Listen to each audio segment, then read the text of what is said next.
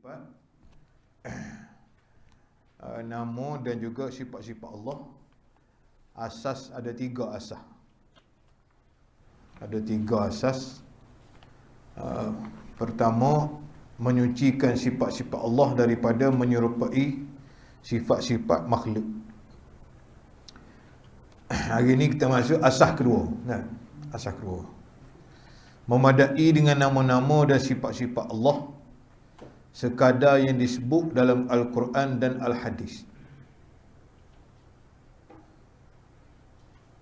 Termasuk dalam di bawah asma', tauhid asma' dan sifat, nama dan juga sifat juga ialah asas yang kedua, memadai dengan nama-nama dan sifat-sifat Allah sekadar yang disebut dalam Al-Quran dan Al-Hadis. Asas ini menuntut daripada Muslim supaya merasai cukup dengan nama-nama Allah dan sifat-sifat Allah sekadar mana yang disebutkan di dalam Al-Quran dan Al-Hadis. Kerana nama-nama dan sifat-sifat itu sabitnya daripada Allah dan Rasulnya, bukan melalui pemikiran manusia. Sifat, nama, asma' wa sifat yang disebut dalam Al-Quran dan juga Al-Hadis, memadai dengan hal itu sudah cukup untuk kita mengenali nama dan sifat Allah. Cukup dah. Kerana kita faham nama dan sifat-sifat Allah itu ialah mempunyai sifat yang sempurna. Sifat Allah ni sifat yang sempurna. Sebab itulah sifat Allah itu tidak menyerupai makhluk, kerana makhluk tak sempurna. Kerana makhluk tidak sempurna. Hak sempurnanya Allah. Sifat-sifat Allah itu sempurna. Kalau sifat Allah tidak sempurna, tak boleh jadi Tuhan. Tak boleh jadi Tuhan, tidak sempurna. Oleh kerana sifat Allah sempurna, layak dia jadi Tuhan. Layak dia jadi Tuhan. Kenapa? Sempurna. Sifat Allah itu sempurna. Maka bila kita sebut sifat Allah, bagaimana sifat Allah sempurna? Sifat Allah sempurna lagu mana? Supaya hak Tuhan sebut dalam Quran, supaya hak Nabi sebut dalam hadis, itu hak sempurnanya. Kalau ikut pemikiran kita, ikut pemikiran manusia, tentu tak sempurna. Sebab pemikiran manusia ni ialah apa yang dia belajar, apa yang dia rasa, apa yang dia buat kajian. Itu pemikiran manusia ni. Apa pengalaman dia, ataupun dia baca, ilmu dia tu, dia baca, pengalaman dia. Dia boleh ayat. Lain pada itu tak ada ayat dia. Lain pada itu tak ada ayat dia. Sebab tu, ataupun mimpi lah kita kata, mimpi pun tak boleh jadi hujah. Mimpi lah mari ke dia, sifat-sifat Allah ni begini, sekian, begini nama, begini nama, sifat Allah dah. Mimpi, apa lagi mimpi tak boleh jadi hujah. Sebab tu dalam agama kita, mimpi tak boleh jadi hujah. Tak boleh jadi hujah. Dia mimpi nama Allah sekian-sekian pun. Atau mari dalam mimpi dia ada orang mari wayak, dalam mimpi dia gini sekian-sekian. Ataupun dia duduk zikir malam-malam, tobik nama tabe dinding, nama-nama Allah. Tak boleh berlaku. Kita terima cukup dengan apa yang telah Allah sebut dalam Quran, yang Nabi sebut dalam, cukup dah untuk kita memahami sifat Allah. Kerana sifat Allah itu sempurna. Kalau kita boleh dalam mimpi tu, kita nak ayat benda ni sifat Allah sempurna ke tak? Kalau kita boleh dalam mimpi, kalau dalam Quran tentu sempurna dah. Yakin, arti yakin, qat'i pun. Cara yakinnya dalam Quran. Kalau yakinnya adalah hadis, yakin. Kalau dalam mimpi, tak boleh kata yakin dalam mimpi dah. Kalau dalam mimpi, tak boleh yakin. Sebab tu, kerana kita nak meletakkan sifat-sifat Allah itu yang sempurna. Bila sifat Allah mesti sempurna. Dia tak boleh kurang. Kalau kurang, dia tak panggil sifat Allah. Dah. Sifat Allah arti sifat bagi zat. Sifat bagi Allah arti sifat bagi zat Allah. Zat, sifat. Zat tu Allah. Zat Allah. Dan dia ada sifat. Dah, Allah tu nama dah. Allah adalah nama. Nama bagi zat Allah. Berarti kita panggil Allah gapo? Lafzul jalalah. Orang Arab kata lafzul jalalah, satu lafaz yang menunjukkan keagungan bagi Allah. Nama bagi zat. Nama bagi zat Allah apa? Allah. Allah tu nama bagi zat. Zat tu diri lah. Diri panggil zat. Pada zat tu ada sifat dia. Pada zat ni ada sifat dia. Seperti kita kata gelas, botol. Zat, gelas ni zat.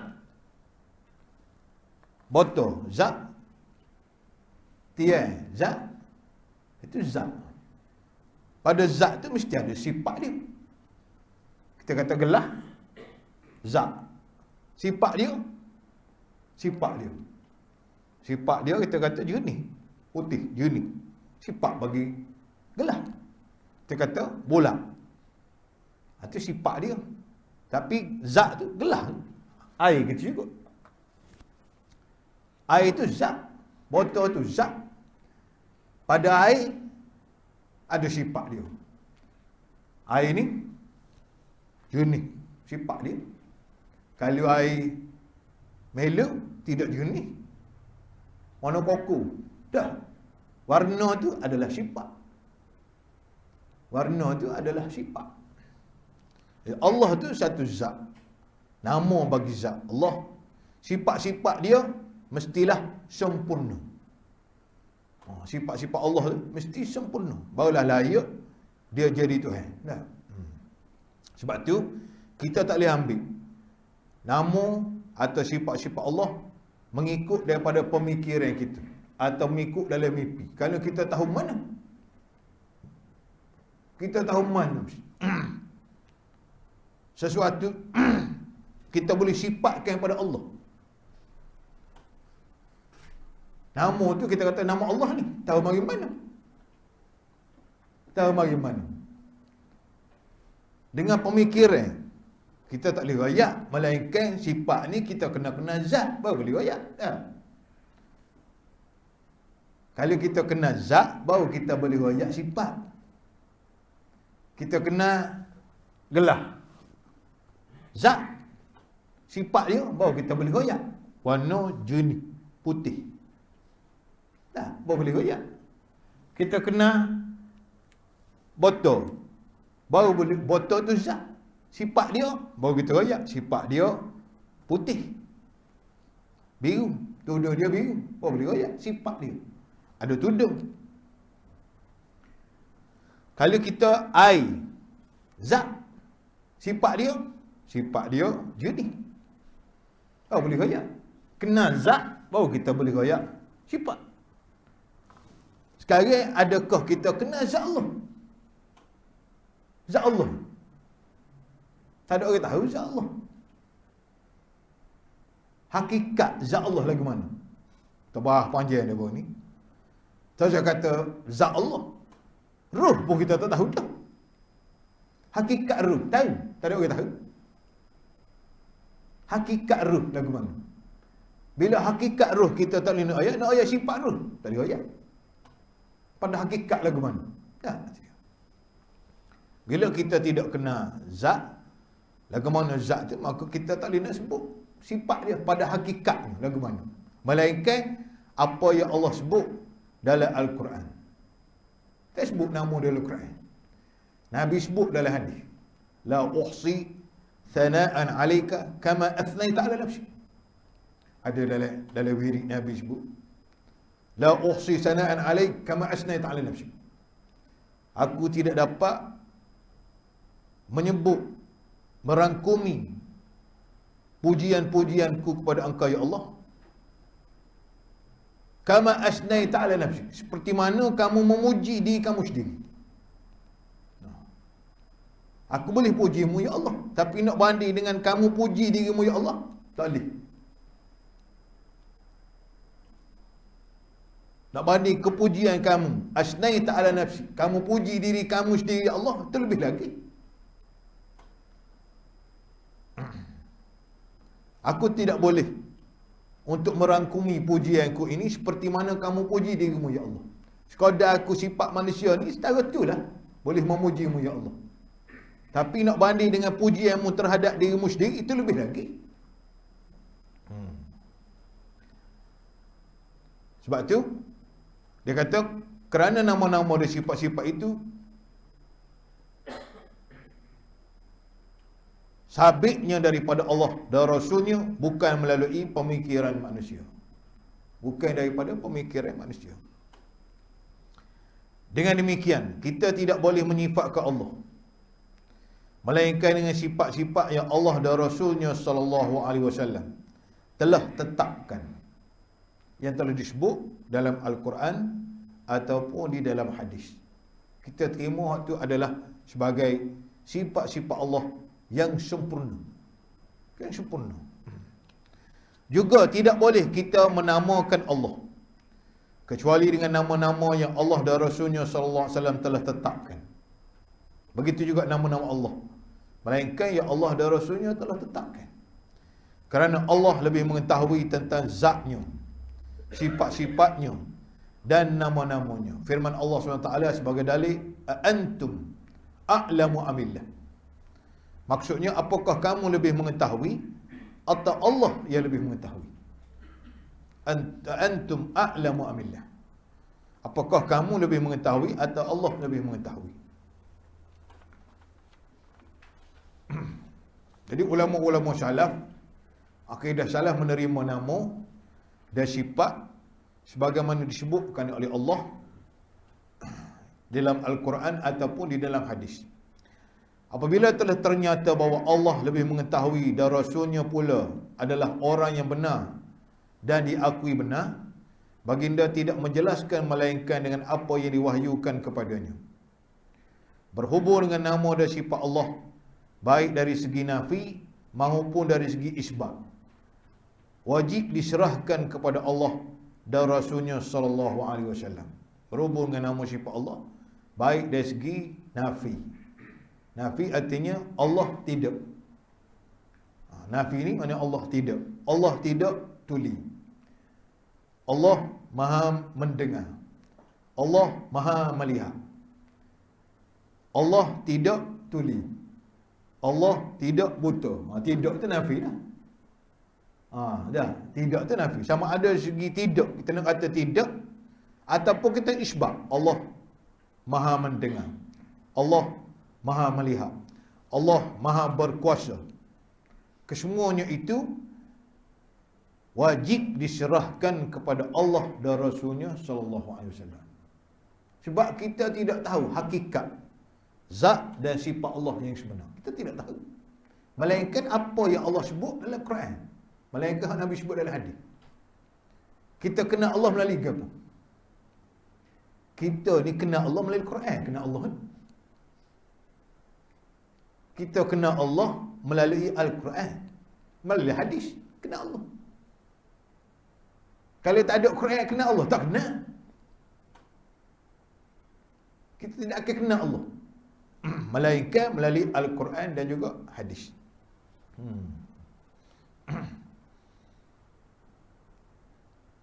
Berhubung dengan nama dan sifat Allah, baik dari segi nafi maupun dari segi isbat, wajib diserahkan kepada Allah dan Rasulnya sallallahu alaihi wasallam. Serah kepada Allah dan serahlah kepada Rasulnya sallallahu alaihi wasallam. Kerana kita tidak tahu hakikat sifat, hakikat zat dan juga sifat Allah Subhanahu wa taala.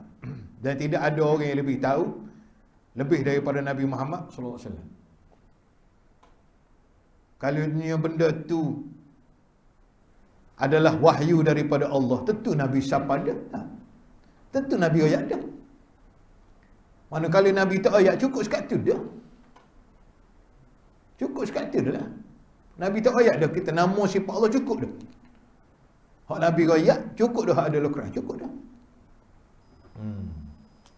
Kalau Nabi tak royak juga, arti Nabi susu ilmu dah.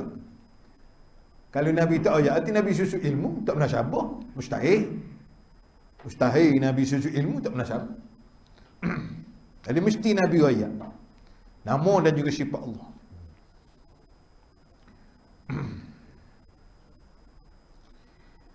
Ulama-ulama salah dulu 300 tahun awal hijrah dahulu, mereka mengenali Allah melalui Al-Quran dan hadis. Lagu mana mereka kenal Allah? Quran hadis. Sebelum daripada 300 tahun. Setelah 400 tahun hijrah, maka timbullah ilmu kalam dia panggil. Ilmu kalam ataupun yang kita panggil pengajian sifat 20. Timbul setelah 400 tahun, 500 tahun, 600 tahun. Sebelum pada tu, sebelum daripada 400 tahun, orang kenal Allah ngagam. Kenal Allah melalui Quran. Kenal Allah melalui hadis. Dua tu je ada sumbernya. Quran dan juga hadis. Sebelum daripada 400 tahun. Artinya zaman Rasulullah SAW.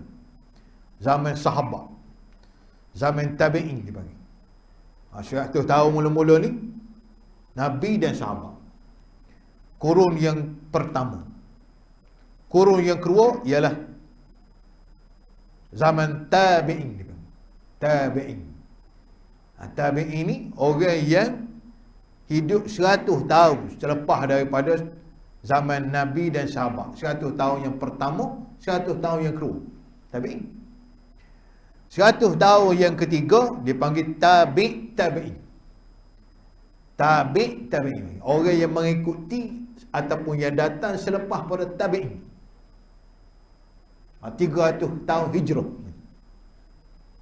Jadi 100 tahun yang kedua, 100 tahun yang pertama, 100 tahun yang kedua, 100 tahun yang ketiga. Setelah 300 tahun barulah munculnya ilmu kalam. Ilmu kalam ni yang dibahaskan di dalam pengajian usuluddin ataupun pengajian akidah sifat 20. InsyaAllah kalau panjang umur kita habis hak ni kita mengaji hak tu pula. Kita mengaji hak tu pula. Habis hak ni dulu. Hak ni hak asal ni hak 300 tahun Nabi dan sahabat. Tabi'in dan juga tabi'in. Termasuklah imam Syafi'i. Termasuk imam Syafi'i. Termasuk imam Pak. Imam Hanafi, Imam Syafi'i, Imam Malik dan Imam Ahmad. Pak orang ni semua sekali duduk dalam tahun 300 Hijrah. Lagu mana akidah Imam Syafi'i? Ha ni akidah salaf dia panggil. Akidah 300 tahun awal Hijrah. Lagu mana akidah Imam Ahmad, Imam Malik, Imam Abu Hanifah? Semuanya mereka berakidah salaf. Imam Abu Hanifah ada tulis satu kitab nama Fiqhul Akbar. Dia tulis Fiqhul Akbar, kitab dia, kitab Tauhid. Tauhid dia tu membicarakan Tauhid salaf 300 tahun masa tu. Dia tulis kitab Fiqhul Akbar, nama kitab dia. Nama fiqh tapi kitab Tauhid. Nama dia Fiqhul Akbar tapi kitab Tauhid. Imam Hanafi tulis. Mereka semua berakidah dengan akidah salaf. Mereka menyerahkan sifat dan nama-nama Allah kepada Allah yang lebih mengetahui. Maka yang terdapat dalam Al-Quran dan hadis itulah yang diterima ketetapan sifat dan juga nama Allah. Ini akidah salaf.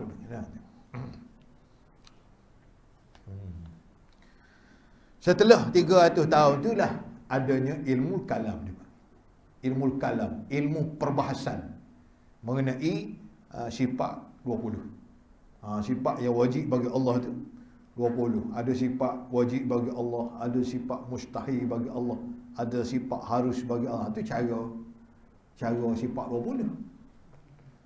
Dan juga masa 400 tahun itulah satu lagi mazhab Ahlussunnah wal Jamaah juga, iaitu mazhab Maturidi. Ilmu kalam juga, perbahasan dia dalam bentuk ilmu kalam. Ilmu kalam ini dalam bentuk mantiki ataupun dalam bentuk falsafi, dalam bentuk falsafah ataupun dalam bentuk mantik. Dia mengaji apa dia? Mengaji sekolah Arab kita ataupun dalam ilmu usuluddin ada satu pengajian dalam bentuk mantik dipanggil, mengaji mantik ataupun mengaji falsafah. Itu cara 400 tahun kemudian. Tapi 300 tahun awal hijrah, lagu ni lah mereka memahami dan mengenali nama dan juga sifat-sifat Allah.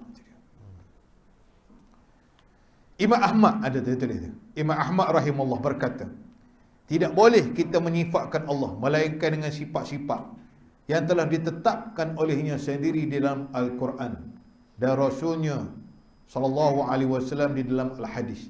Tidak lebih daripada itu. Ini Imam Ahmad perkataan dia. Jadi kita terima lagu mana nama dan sifat Allah, nak kenal mana?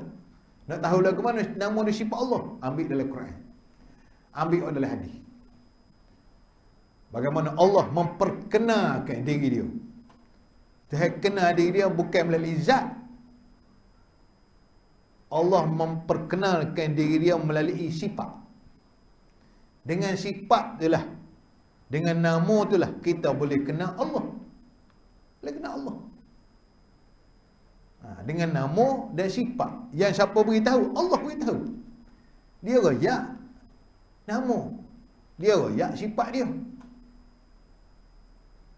Allah dah royaknya. Dia royak perbuatan dia.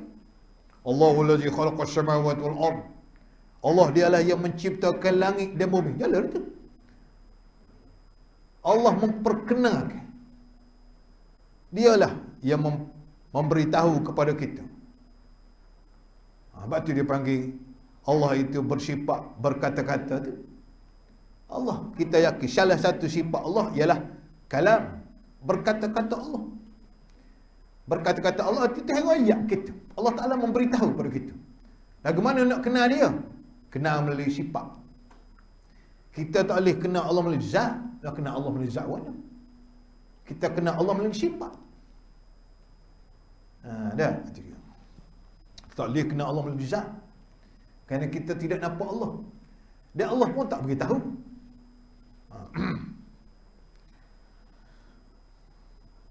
Kita tidak boleh kita menyifatkan Allah melainkan dengan sifat-sifat yang telah ditetapkan olehnya sendiri dalam Al-Quran dan oleh Rasulnya di dalam hadis. Tidak lebih daripada itu. Nu'aim bin Muhammad, guru Imam Bukhari, berkata, barang siapa menyerupakan Allah dengan makhluknya, ia menjadi kafir. Menyerupakan Allah, tak boleh lah. Menyerupakan Allah mana? Mentashbih ke Allah. Kita bahas dari itu, mentashbih. Tashbih itu menyerupakan Allah dengan makhluknya, ia menjadi kafir. Barang siapa mengingkari apa yang disifatkan oleh Allah akan zatnya atau yang disifatkan oleh Rasulnya, ia menjadi kafir juga. Barang siapa mengingkari apa yang disifatkan oleh Allah akan zatnya atau yang disifatkan oleh Rasulnya, ia menjadi kafir juga. Jadi Allah Ta'ala sifatkan apa yang Allah Ta'ala sifatkan mengenai zat ataupun sifatnya, itu kita terima. Apa yang disifatkan oleh Allah sendiri akan zatnya dan oleh Rasulnya sallallahu alaihi wasallam, tidak ada penyerupaan sama sekali dengan makhluk. Adakah zat Allah, adakah sifat Allah sama dengan makhluk? Tak sama. Ini kita kembali pada ayat kita itu. Balik semula pada ayat kita. Allah Ta'ala berfirman, laisa kamitslihi. Surah Asy-Syura ayat 11. Laisa kamitslihi syai'un wa huwas samiul basir. Laisa kamitslihi syai'un, tidaklah menyerupai Allah itu oleh sesuatu. Tidak ada sesuatu yang menyerupai Allah, tak ada. Tapi Allah ada sifat ke tak? Ada. Wa huwas samiul basir. Dialah yang Maha mendengar, dialah yang Maha melihat. Allah ada sifat. Serupa ke tak sifat Allah dengan makhluk? Tak serupa. Tak serupa. Sifat Allah dengan sifat makhluk tidak sama. Mana boleh sesuatu yang dijadikan itu serupa dengan hak menjadi? Tak boleh, tak serupa. Tentu tak serupa. Hak je buat dengan hak kena buat serupa, tak boleh. Tukar meja, mana serupa dengan meja? Tak serupa. Tukar rumah, serupa rumah, tak serupa. Tukar baju, serupa dengan baju, tak serupa. Tak. Tukar baju lain, baju lain. Tukar hak je buat alam siapa? Allah. Tukar je buat makhluk siapa? Allah. Serupa tak serupa? Tidak serupa dan Allah tidak berhajat.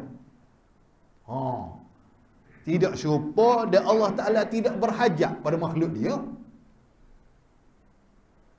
Tuhan dia buat makhluk, lepas Tuhan berhajat pada makhluk dia, memerlukan makhluk dia. Tak? Tuhan tidak memerlukan makhluk. Tuhan wa alam, adakah Allah memerlukan pada alam? Tak? Allah Ta'ala terkaya dia daripada makhluk dia. Arti terkaya tidak berhajat Allah kepada makhluk dia. Tak? Dalam ayat lain sebut, kita baca sama. Walam yakul lahu kufuwan ahad. Tidak ada sesuatu pun yang sama, yang setanding dengan Allah. Tak ada. Tak ada sesuatu yang setanding ataupun sama dengan Allah. Tak ada.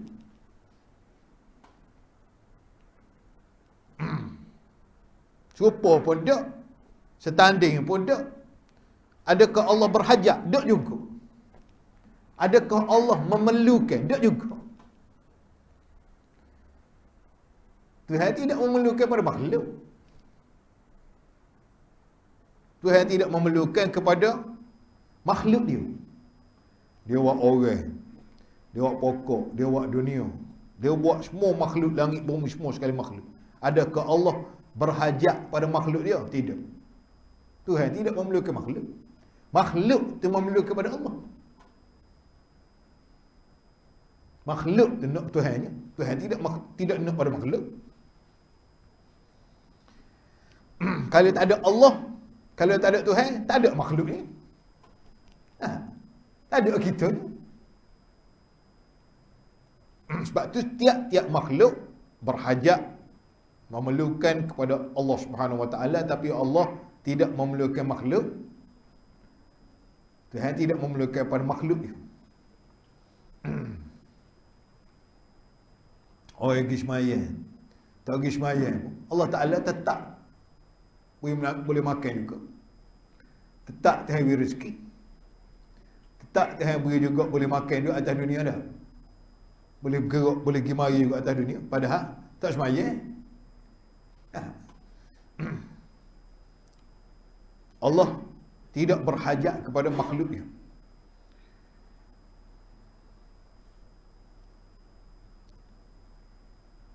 Asas ini menuntut, tengok dah kita kata, asas ini menuntut daripada setiap mukallaf yang akil dan baligh beriman dengan sifat-sifat Allah dan nama-nama Allah yang disebut dalam Al-Quran dan Al-Hadis, serta mengguna makna zahir yang terang di dalam bahasa tanpa mentaktilkannya. Itu mengikut makna yang terang, yang jelas. Makna yang terang ni makna yang jelas, yang zahir, yang jelas dalam bahasa, tanpa mentaktilkannya.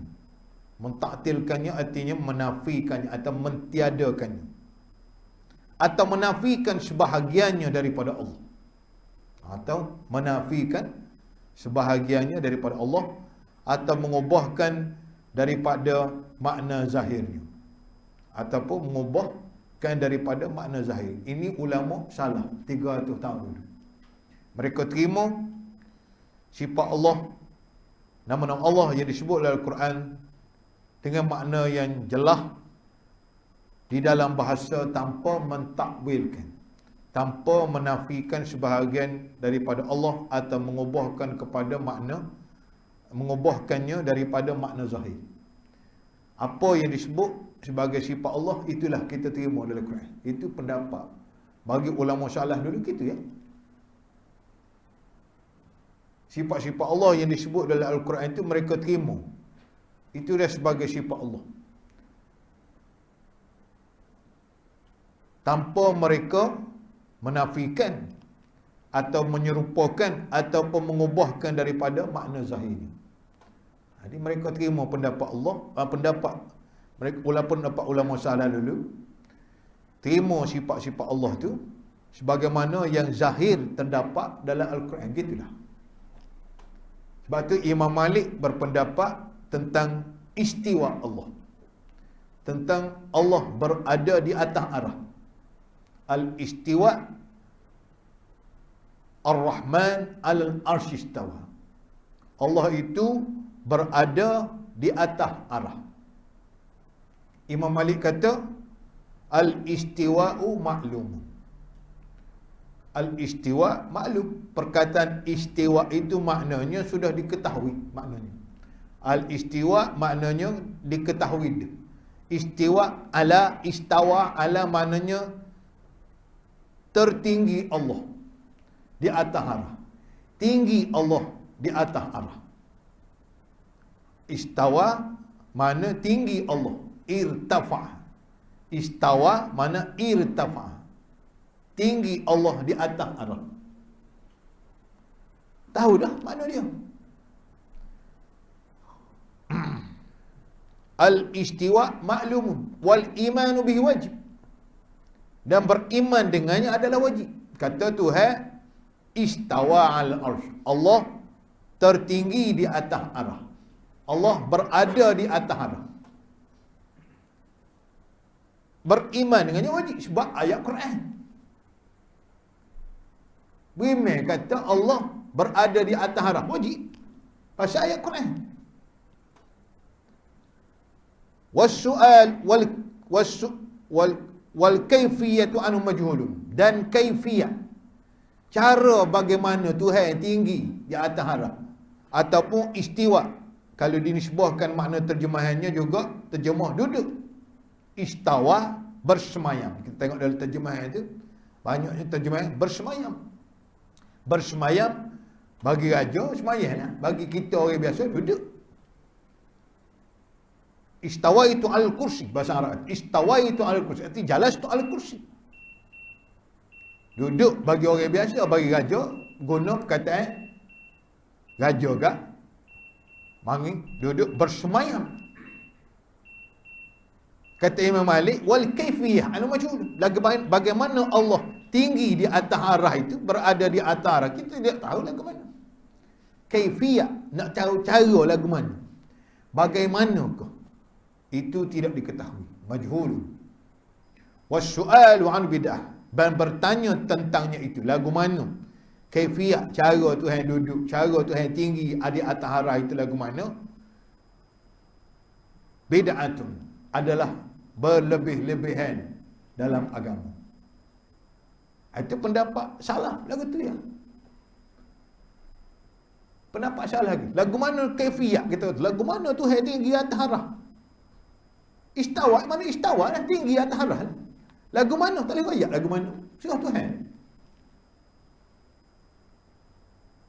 Beriman dengannya adalah wajib. Beriman dengannya bahawa Tuhan berada di atas arah itu wajib. Kerana ayat Quran ayat gitu. Tanpa mengubah daripada makna zahir. Tak ubah makna zahir. Salah pakai tinggal gitu ya. Kerana hakikatnya tak ada orang tahu. Hakikatnya tak ada orang tahu. Pada zahir, bahasanya gitu bahasa. Bahasa Tuhan kecil gitu dah. Ikut dia lah. Lagu mana Tuhan istawa. Lagu mana Tuhan duduk. Lagu mana Tuhan tinggi di atas arah. Surah Tuhan lagu mana tu. Tak perlu kita tanya. Tak perlu kita nak menyelidik. Tak perlu kita nak tanya. Lagu mana Tak payah lagu mana. Berimeh je. Kata Imam Malik berimeh je. Berimeh Tuhan berada di atas arah. Berimeh bahawa Tuhan berada di atas arah. Lagu mana? Tak boleh tanya. Lagu mana? Tak boleh tanya. Habis kat tu ya. Salah ni habis kat tu je. Cuma timbulnya, adakah Allah memerlukan pada tepat? Timbul perbahasa orang tanya. Adakah Allah memerlukan pada tepat? Kalau gitu, tepat tu hanya. Tuhan tidak perlu pada tempat. Tempat tu adalah makhluk. Tempat tu makhluk. Tempat dan masa adalah makhluk. Makhluk. Tuhan nak ke makhluk. Tuhan tidak berajak ke makhluk. Itu sepakat ulama. Bersepakat ulama salah dan ulama khalaf. Bersepakat bahawa Allah tidak berhajat kepada makhluk. Tuhan tidak memerlukan makhluk. Arti Tuhan tidak memerlukan pada tempat dan Tuhan tidak memerlukan pada masa. Masa makhluk itu adalah ciptaan Allah. Tapi pada bahasanya buat Tuhan rakyat dia duduk atas Arab. Pada bahasa. Bahasa Quran sebut lagi tu, kita sebut gitulah. Hakikat tak ada orang tahu. Seperti mana kita kata Allah mendengar. Lagu mana Tuhan dengar? Tak boleh rakyat lagu mana. Kalau adalah Quran Tuhan rakyat dia dengar. Semua perkara dia dengar adalah Quran. Semua perkara Allah Ta'ala melihat tanpa batas, tanpa hak. Itu hak Allah. Adalah Quran tak sebut. Allah Ta'ala melihat segala perkara adalah Quran. Mendengar semua perkara adalah Quran. Oh, itu tak sebut dalam Quran. Adakah Allah memerlukan pada tempat? Saya tak perlu pada tempat. Adakah Allah memerlukan pada masa? Tidak juga. Pas lagu mana Allah mendengar? Tak ada orang tahu. Lagu hakikat pendengaran Allah. Tuhan dengar lagu mana? Lagu mana Tuhan dengar? Tak ada orang tahu. Lagu mana Tuhan melihat? Tak ada orang tahu. Surah Tuhan. Lagu mana Tuhan duduk? Istawa. Kita terjemah duduk. Ataupun kita terjemah bersemayam. Ataupun boleh juga terus istawa bermakna Tuhan tinggi di atas arah. Boleh juga terjemah. Istawa mana tinggi? Boleh. Lagu mana? Tak tahu. Lagu mana? Cuma bahasa Tuhan ayat Al-Quran lagu tu bahasa. Puan sebut hari itulah. Bahasa. Kita kata kuala tu. Muka tu. Wa yabqa wajhu rabbika. Dan yang kekal ialah kullu man 'alaiha fan. Tiap-tiap makhluk di atas muka bumi akan musnah habis. Wa yabqa wajhu rabbika, dan yang kekal ialah muka Tuhan. Wajah Allah yang kekal. Wa yabqa wajhu rabbika dzul jalali wal ikram. Yang mempunyai keagungan dan juga kemuliaan. Wajah Allah. Lagu mana wajah Allah? Kalau ya, wajah Tuhan. Muka Tuhan. Supaya kita kata muka, apa sebut hari itu? Muka kuala. Lah ni ada muka buku ada lah. Facebook dia panggil. Lagu mana muka buku? Lagu lain. Muka kuala, lagu lain. Muka pitu, lagu lain. Tak serupa tu. Ini tak serupa. Lagu mana wajah, muka Allah? Surah Tuhan, tak tahu. Surah Tuhan. Kalau kita kata Tuhan ni kalau gitu kak, berhajat pada muka, berhajat pada anggota Allah kan? Tidak.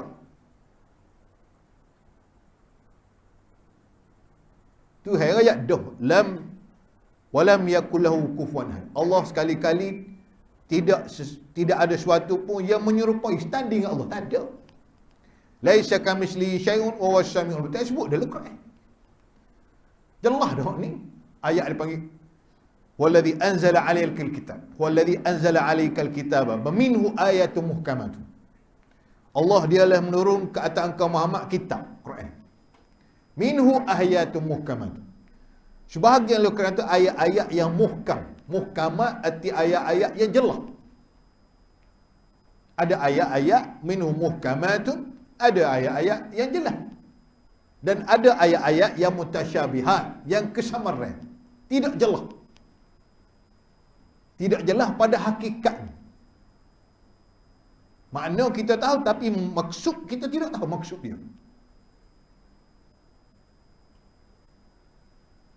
Jadi ayat-ayat itu saya sebut hunna umul kitab. Ayat-ayat yang jelas itulah ibu bagi kitab. Ayat hunna umul kitab, itulah ibu induk bagi kita. Ni ayat jelas. Tengok jelas. Jelas tu hurah dah. Kok jelas kita hurah. Laisa kamitslihi syai'un. Walam yalid walam yulad walam yakul lahu kufuwan ahad. Ayat jelas belaka tu. Ayat yang jelas. Tapi ayat yang mutasyabihat, ada ayat yang kita tahu makna tetapi maksud kita tidak tahu maksud dia. Yang sebenar, yang hakikat, pada hakikat.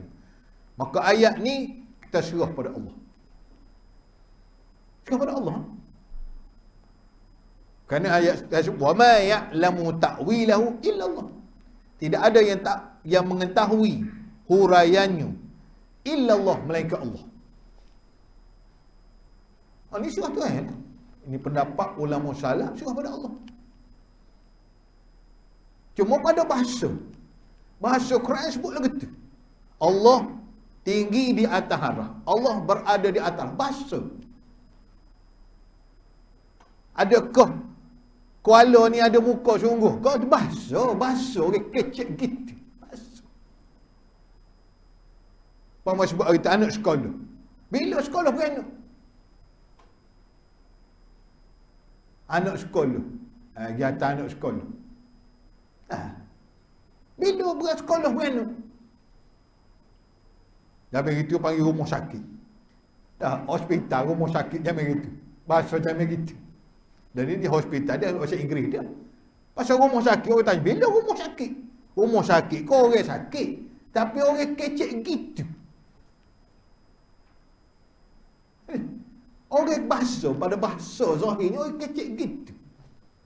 Adakah Allah memerlukan tempat? Tidak. Apa Tuhan nak tempat muka Tuhan? Tempat ni makhluk. Adakah Allah memerlukan masa? Tidak. Masa tu makhluk. Tapi apa kita kata Tuhan berada di atas? Tuhan kecek gitu. Nak kata mana? Bahasa Tuhan kecek gitu.